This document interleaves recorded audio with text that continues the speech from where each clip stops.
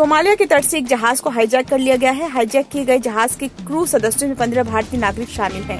भारतीय नौसेना स्थिति पर नजर रखे हुए हैं। खबर के अनुसार हाईजैक किया गया जहाज का नाम MV लीला नॉरफॉल्क है और इस पर लाइबेरिया का झंडा लगा है।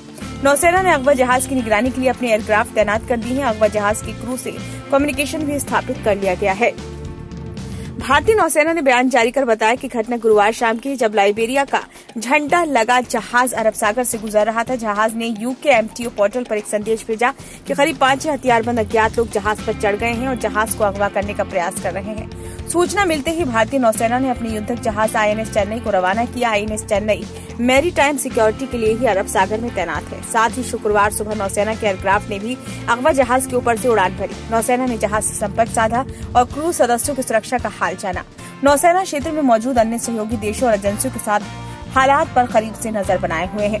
उल्लेखनीय है कि सोमालिया हॉर्न ऑफ अफ्रीका पर स्थित है, जिसके एक तरफ भारतीय महासागर और दूसरी तरफ अदन की खाड़ी है। अंतर्राष्ट्रीय शिपिंग रूट भी सोमालिया के नजदीक से गुजरता है। यही वजह है कि सोमालिया के नजदीक समुद्री लुटेरों का खतरा रहता है।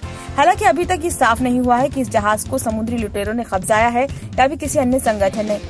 गौरतलब है कि इजराइल हमास युद्ध शुरू होने के बाद से लाल सागर और अरब सागर में अंतर्राष्ट्रीय शिपिंग रूट पर हमले शुरू हो गए हैं। खासकर लाल सागर में ईरान स्थापित हूती विद्रोही लगातार व्यापारिक जहाजों को निशाना बना रहे हैं। बीते करीब 1 महीने में हूती विद्रोही करीब 25 बार व्यापारिक जहाजों पर हमले कर चुके हैं। दरअसल फलस्तीन के समर्थन में हूती विद्रोही इन हमलों को अंजाम दे रहे हैं। साथ ही समुद्री लुटेरों का खतरा बना ही हुआ है। बीते दिनों भी अरब सागर में एक व्यापारिक जहाज को अगवा किया गया था। इसके बाद अमेरिका, भारत समेत कई देशों की नौसेनाएं अरब सागर में अंतर्राष्ट्रीय शिपिंग रूट की सुरक्षा कर रही हैं। भारतीय नौसेना ने अरब सागर और लाल सागर में अपने 5 युद्धक जहाज भी तैनात कर दिए हैं। ब्यूरो रिपोर्ट, नई दिल्ली।